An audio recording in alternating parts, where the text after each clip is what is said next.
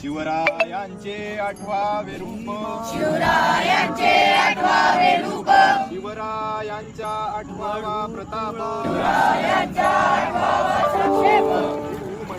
भूमंडळी शिवरायांचे कैसे बोलणे शिवरायांचे मृत्यू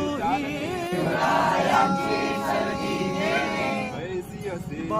सुखांचा केला त्याग शिवांचे तो योग राज्यसाधनाची सर्व कैसी गेली